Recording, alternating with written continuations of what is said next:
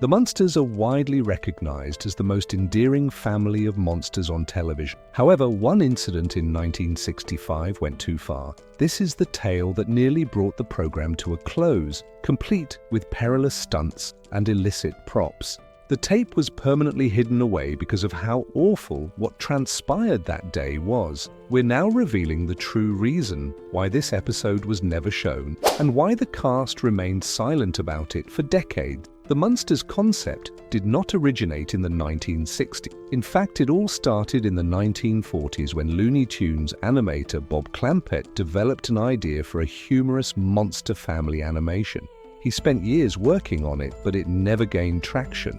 The concept simply waited for the ideal opportunity. In the early 1960s, that time finally arrived. Known for their work on Rocky and Bullwinkle, comedy writers Alan Burns and Chris Hayward made a similar approach. Charles Addams's New Yorker drawings, which portrayed a spooky yet endearing family, served as their inspiration.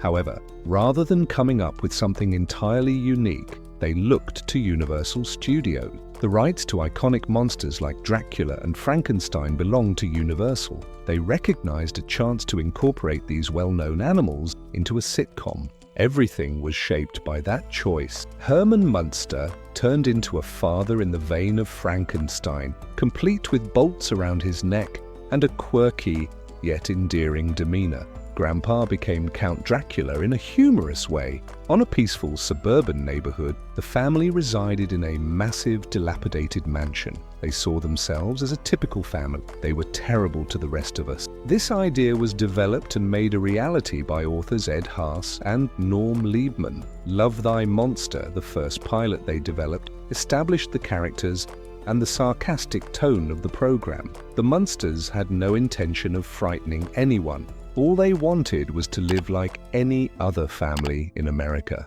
The comedy was centered around that. The moment was ideal. Classic monster films began resurfacing in the early 1960s. Audiences were falling in love with Universal's classic horror pictures again when they began to be re-released. TV required the concept of combining sitcom humor with monsters. The show's development was greatly influenced by Universal Studios. They had the legal right to use the old monster design since they were theirs. This gave the program a distinctive appearance that was reminiscent of the well-known horror movie from Hollywood. Excellent special effects and makeup were also supplied by the studio.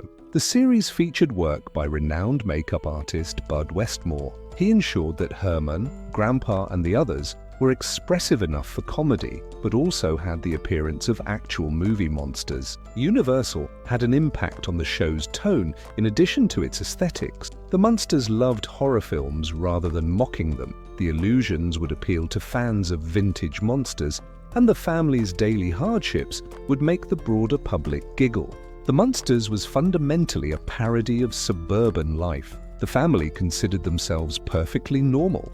They went to work and school, ate dinner together, and discussed daily issues. However, they frequently perplexed and alarmed them due to their hideous look.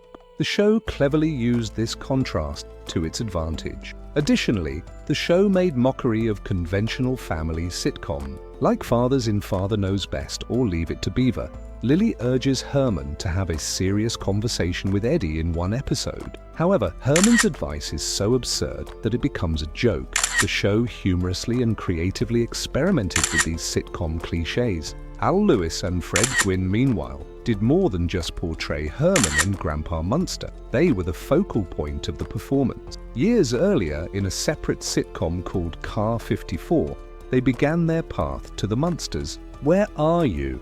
Their camaraderie was evident when they portrayed mismatched New York police cops. Together, audiences adored them. More significantly, they actually became close friends. When the Munsters appeared in early 1964, that connection persisted. Producers decided immediately who should play Herman and Grandpa when casting started.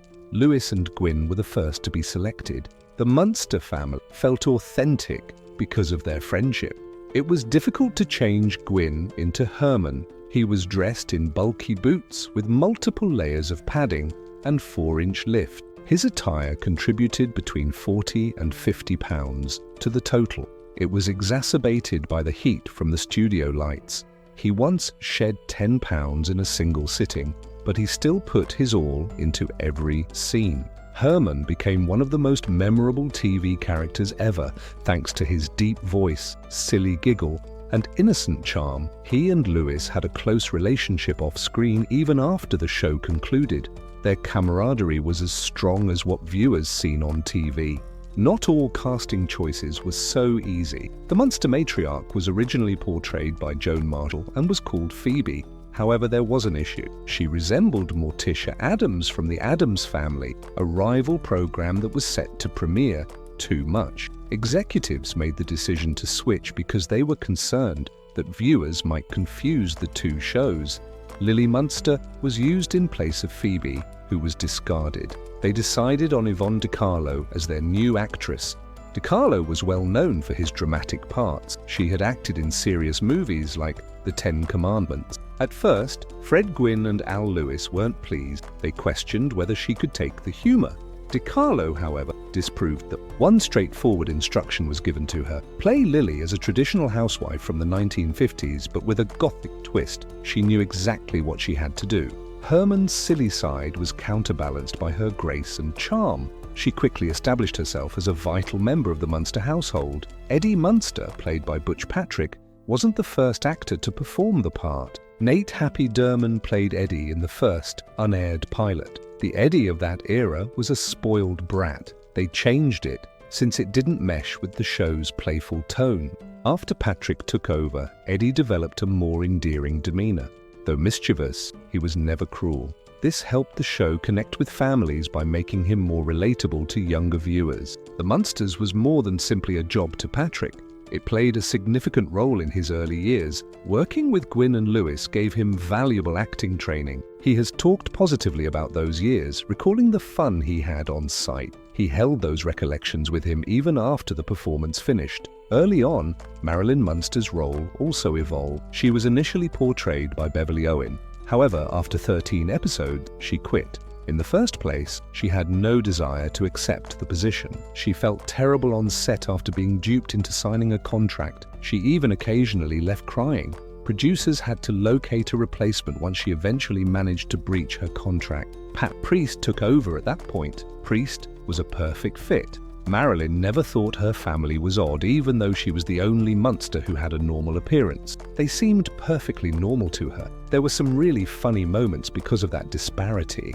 By providing viewers with a relatable character, her presence also served to balance the program. Priest developed close relationships with her co-stars over time, and her portrayal of Marilyn gained the same level of notoriety as the other Munsters. The Munster house, located at 1313 Mockingbird Lane, was more than simply a location, though. It was a personality unto itself. The house had a charm that made it feel like a real home, even if it looked like something from an old horror movie.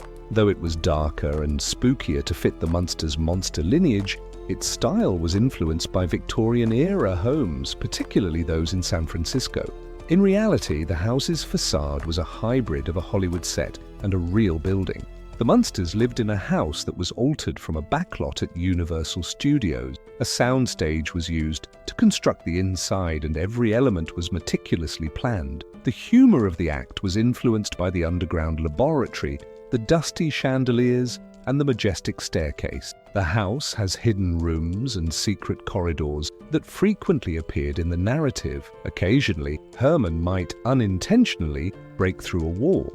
At other occasions, Grandpa's experiments in the basement would go terribly wrong. It was clear that the episode was based on Universal's legendary horror movies. A lot of the house's details were influenced by films like Dracula and Frankenstein. These movies' influence gave the house the ideal balance of eerie and goofy.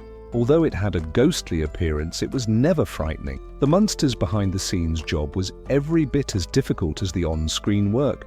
The performers had to cope with the challenges of performing under intense lighting, lengthy makeup treatments, and bulky costumes. Filming was particularly challenging because of Fred Gwynne's suit.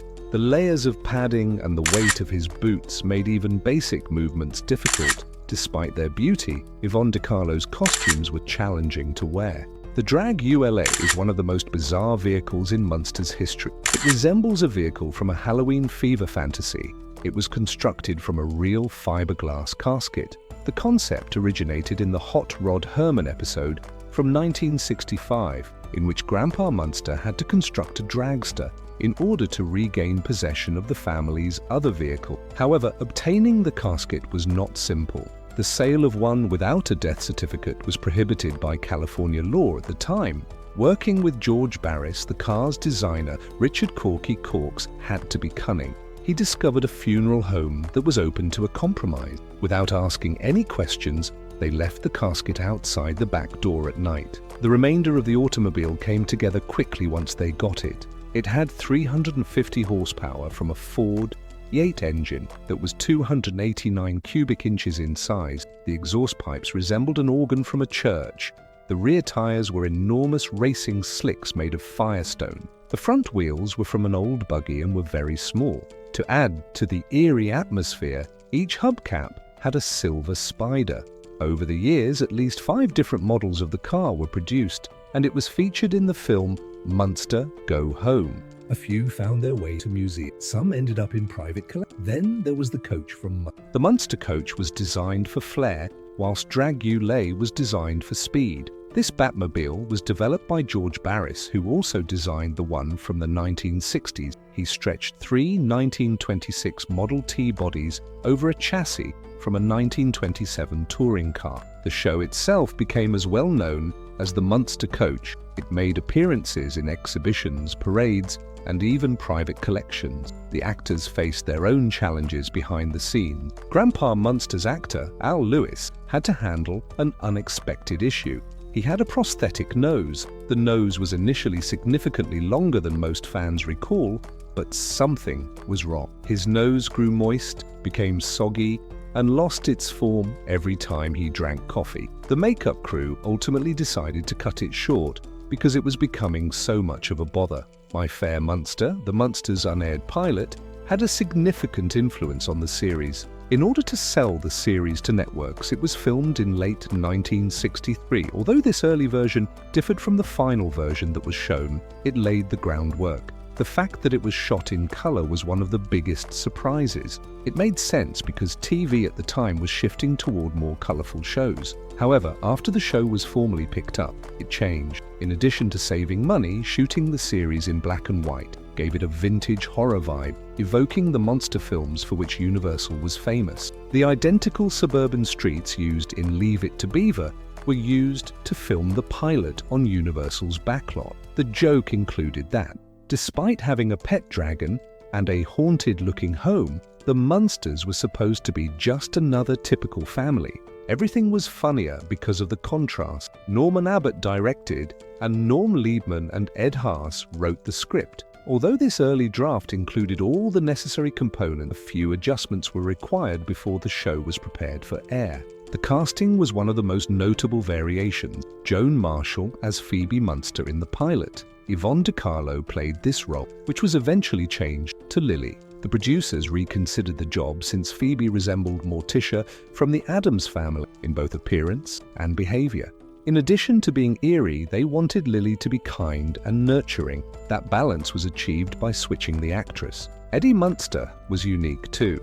Nate Derman played him, and he was a much more aggressive Eddie. His crazy behavior, snarling and cruel streak gave him the appearance of a real monster rather than a naughty child. As the show progressed, Butch Patrick took his position, which helped the producers make Eddie more approachable and light-hearted. He felt more like a kid from a sitcom than a monster from a horror film, even if he was still a werewolf youngster. Grandpa Munster and Herman remained unchanged. Al Lewis and Fred Gwynne had already been cast in the pilot, and their roles were essentially predetermined. But Herman was portrayed somewhat differently. He wasn't yet as adorable or silly. This version sounded more like a classic Frankenstein monster than a bumbling but loving father, since he was more serious and had a deeper voice. When the show was picked up, that changed. They made him more likable and humorous by softening his personality. The pilot's voice also sounded odd. Though it skewed more toward horror, there was humor. The soundtrack was altered as well. The pilot's theme music had a lively spirit since it had a surf rock vibe. However, it didn't exactly fit the show's eerie mood. With its brass-heavy tune, the final version became one of the most iconic TV songs ever.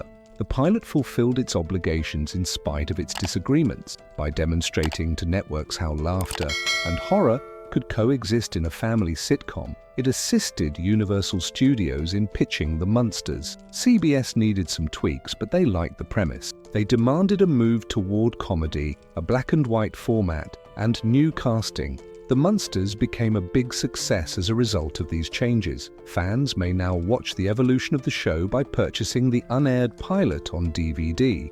It is a unique opportunity to see an early iteration of something that would later become iconic. The Munsters was more than just a humorous program about a family of monsters. It said something. It addressed important themes of acceptance and what it means to be different beneath the slapstick and gags. In their own perspective, the Munsters were normal, loving and nice, despite their frightening appearance. But it wasn't always that way in the world around them. Operation Herman, a 1965 episode, was one that exemplified this well. Eddie Munster was recuperating in the hospital after having a tonsillectomy. Herman wanted to visit him because he was a loving father. The issue was that it was practically hard to sneak in due to his enormous size and Frankenstein-like visage. Classic Munsters humor, miscommunications, slapstick, and a medical staff that believed Herman was a patient who had strayed off were what ensued. However, the program was not just full of dumb jokes. At one point, Lily advises Herman to speak with Eddie directly. This type of incident was common in the era's family comedy. Even Father Knows Best, a program renowned for its ideal all-American family, was mentioned by Lily. In his typical naive yet endearing manner, Herman responded that Donna Reed on The Donna Reed Show typically handled these kinds of conversation. Although it was a minor joke, it revealed the Munsters' self-perception. It didn't aim to be the ideal, well-executed sitcom. It was different, something that knew what it was like to be alienated. This theme appeared in numerous episodes. A neighbor in My Fair Munster laments that the neighborhood was pleasant before to the Munsters' arrival. Despite being played for laughs, the line captured a genuine problem in the 1960s. Because they were different, many families experienced discrimination. Munster Masquerade, another episode, expanded on the concept. The sole member of the family with a decent appearance, Marilyn Munster, had a boyfriend. Before they saw her family, his parents were thrilled to meet her. They wanted nothing to do with Marilyn as soon as they discovered she hailed from a monster-infested household. Because the joke reversed expectations, it was successful. To the outside world, Marilyn was the only one who belonged, even though she was the odd one out in her family. It was an obvious message. People may make inaccurate assumptions about other people based solely on their outward appearance. Eddie's moniker was one of the most impactful scenes in the entire series. Herman sat Eddie down for a conversation because he was feeling insecure. One of the most remarkable speeches from the show was what he told him. The lesson I want you to take away is that appearance is irrelevant. It doesn't matter if you're short, tall, fat, thin, ugly, or attractive, like your dad. You can even be black, yellow, or white. It makes no difference. The strength of your character and the magnitude of your heart are what count. For a humorous sitcom, this was a daring move. It was not concealed by humor. A joke didn't soften it. It was straightforward. It resonated with audiences and was honest. The Munsters stood out for this reason. It was more than just a world full of monsters. The topic of discussion was how individuals handle those who are different. It made a serious subject through humor in a way that is still relevant today. The Munsters were unlike anything viewers had ever seen when they debuted on television on September 24, 1964. Family, a grandfather right out of a horror, a werewolf son, a vampire, and a father that resembles it was on. Its blend of humor and traditional monster cliches won over viewers, and by the conclusion of its first season, it was one of the most watched television programs. In the Nielsen ratings, it came in at number 18, exactly behind Gilligan's Island. Critics also paid attention. The program received a Golden Globe nomination in 1965 for Best TV Show, which is a unique distinction for a comedy with such a unique concept. Its enduring influence would be recognized years later when it was nominated for several TV Land Awards. One award specifically acknowledged the cast shift, with Pat Priest playing Marilyn Munster in place of Beverly Owen. The sitcom held its appeal despite a significant character being recast, but no show maintains its popularity indefinitely. ABC introduced something new in January 1966. Batman captivated audiences right away with his vibrant colors, action-packed episodes, and campy sense of fun. Those who used to watch the Munsters were now focused on Gotham City. The Munsters' ratings began to decline. It fell all the way to number 61 in the rankings at the end of its second season. After seeing the numbers, the network placed the call. The Munsters were terminated in May 1966. The Munsters' impact extends much beyond its initial run in the 1960s. The characters have survived spin-offs, movies, and reboots throughout the years, demonstrating that the Munster family's eerie yet innocent allure never truly goes away. The Munsters Today was one of the most prominent sequels, airing from 1988 until 1991. This follow-up series had an intriguing strategy. It said that Grandpa had unintentionally put the family into a deep sleep for 22 years, rather than going straight from the original. They were striving to adapt to a new era in the late 1980s when they eventually woke up. The show, which lasted 73 episodes and featured Lee Merriweather as Lily, Jason Marsden as Eddie, and Howard Morton as Grandpa, outlasted the original series. Much earlier, in 1966, when the original series was coming to an end, Munsters got its first full-length film. The movie Munster Go Home was released. The Munsters' frightening yet charming appearances were rendered even more startling by the fact that this was the first time fans had seen them in color. According to the movie's narrative, Herman inherits a British house, which sets off a crazy journey through England that includes a drag race, cunning relatives, and a hidden treasure.